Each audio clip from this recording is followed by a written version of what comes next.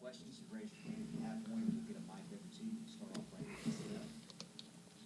Coach, I guess just to start, do you have any updates on the injuries to Will Rogers and Jaquavius Marks in that game and kind of what, sidelined them there at the end? No updates. I mean, we'll get them back to the facility and we'll do a thorough evaluation, and obviously we'll know more when we talk on Monday. But I mean, those guys are warriors. They didn't want to come out, but that's why I appreciate coaching guys like that. Right? They're Bulldog mentality guys. Coach, defensively, it seemed like you still had some issues today kind of getting off the field. I know you hadn't had a chance to grade the film yet, but kind of what was happening out there and what did you see from your defense? Yeah, that momentum flipped there. I think we gave up one conversion. We started really good, both sides of the ball. Emphasized all week, starting fast. And I appreciate the players took that to heart. Offense comes out, scores 10 points in the first two drives. Defense is getting off the field. And then we get it 17-0. And then, we give up a third down conversion there and don't quite tackle as well because I think the ball is throwing short of the sticks. And then it kind of momentum flipped on us. And obviously we had trouble getting it back there until the end of the game. And so we'll look at the film. They brought in a different quarterback. Obviously, he found some guys in versus zone coverage and found some throws. And so, obviously, we're not satisfied. Players aren't satisfied. And, we're going to utilize this bye week to really, really highlight the ways in which we need to improve because we're facing a lot of really good teams in this second half, and it's time to make our run. And so it's a good thing we're going into a bye week. We had a chance to get freshened up and really evaluate what we're doing well on both sides of the ball. Coach Bryce Pollock got a lot of run today. What you kind of like out of him, and then what you see out of that defensive backfield kind of as a whole today? Yeah, anytime you get true freshman significant snaps, I think I've said this maybe in earlier press conferences or obligations, but the only way to develop at this game is to play this game, right? And so to have a true freshman who shows the promise to get on the field immediately and then to get him a lot of reps, obviously that's the best thing for his development. And so I know he was in coverage there on the fourth down and short and made several other plays himself. He's made quite a few plays on special teams throughout the course of the season. And so we are excited about his development, and we need continued development. Yep. We saw some extended play there, from Mike even before Will got hurt. What do you think of the way he played and kind of how he ran some of the drives that he was in there for, some extended stretches? Yeah, I think Mike's continued to do, what I talked about on Monday, right? We said every time his number's been called, he's answered the call and he's provided a spark for our offense, and that he would get more opportunities, right? And so it's just what I said on Monday, right? He got a few more opportunities. It allows us to expand the package for him. And he answered the call again. So happy to see that. And then we got two quarterbacks who did a lot of really good things to spark our offense today. And so that's a really good thing. Second straight game with the turnover right before halftime. Obviously, they missed that field goal that would have cut it to, I believe, a touchdown. Just what are you seeing at these end-of-half situations where the football just hasn't been as clean? You can't. You got to protect the football. You have to protect the football, right? I was obviously on a kickoff return. They're kicking at different places because of our two deep returners and the threat they are with the ball in their hands. And so which means you got other guys carrying the ball than maybe your primary initial guys. You can't have poor ball security, particularly in that situation too, where now the opponent gets an additional drive deep in your territory before the half. And so glad the defense came out and stopped him, forced field goal attempt, missed kick. So we didn't give up points, but you can't give additional possessions. You have better ball security than that. Pretty nice showing for Freddie Roberson today. I mean, what kind of enabled him to kind of get into this position, and how would you assess how he performed today? Yeah, took advantage of his opportunities. Obviously, I think I said it to the halftime reporter, but how do you create momentum in a game? People make plays, right? Someone's got to make a play. So the long touchdown pass where he goes up over the defender and catches and comes down for a touchdown, that's what you need. That's what you need outside receivers to do because you're going to be in tight man-to-man coverage in college football, and you got to be able to go up and make a play. And so for him to go do that, it was really good. He had quite a few other good catches and runs after the catch. And obviously he's seen increased opportunities because Justin Robinson's been unavailable to go the last 2 weeks. And again, That is good for our development as a team, as an offense. All these guys who are getting increased action, maybe because the starter ahead of them or the guy they were rotating with are unavailable, right? That is how you develop, and that's how you improve. We kind of knew coming into the season how deep that running back room was, but had a chance to see Seth and Kevon really shine a little bit today. Just talk a little about that running back room and those two guys getting a chance and making the most of it today. Yeah, there's a reason we were excited. Kevon came here from Penn State when we got him, a bigger back, physical back who, can break tackles. Seth, to his credit, he's probably maybe been the one freshman who from the start, early enrollee, so he got a jump on learning the offense and getting carries.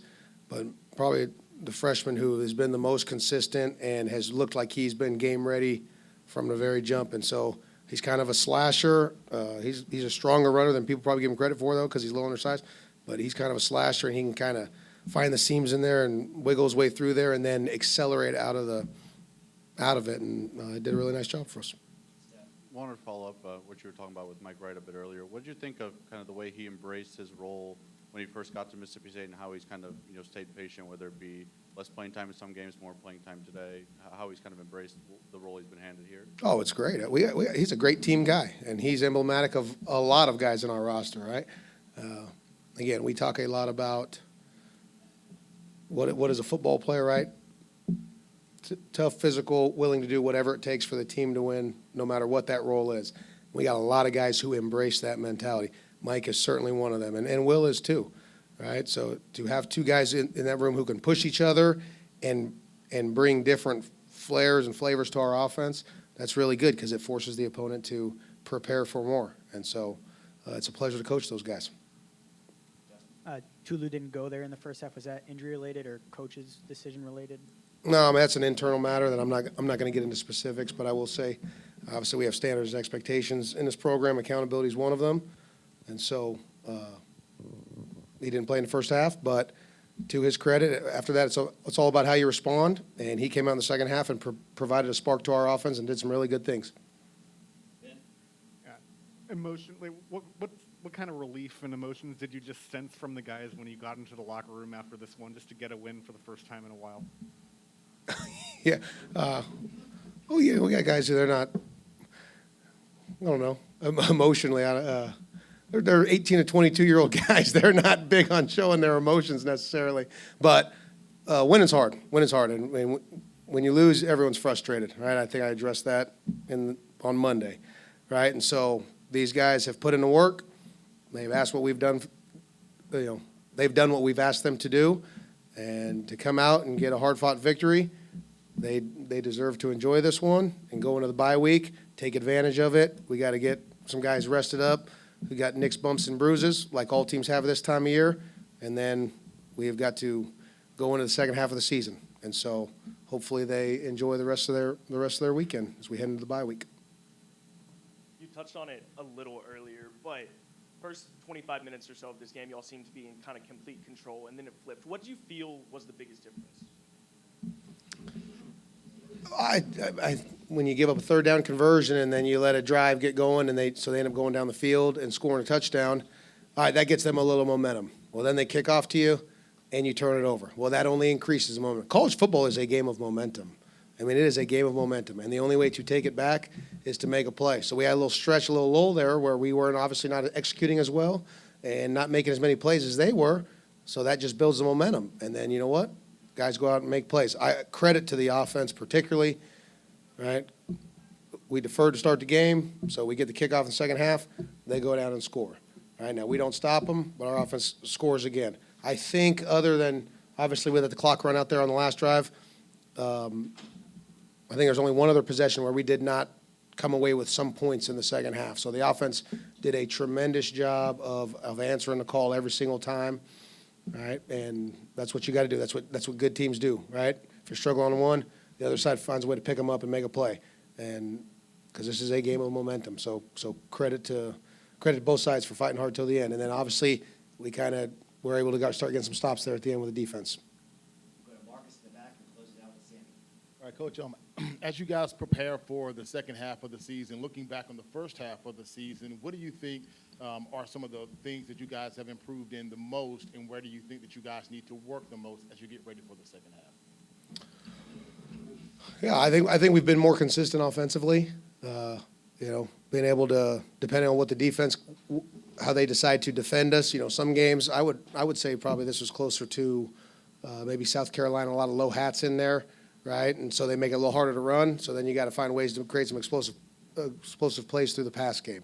Obviously, other games have been play a little bit more one high or coverage, and we've ran the ball a little bit better. But I think we've become more consistent. Obviously, it's about putting points on the scoreboard, and we did a good job of that today.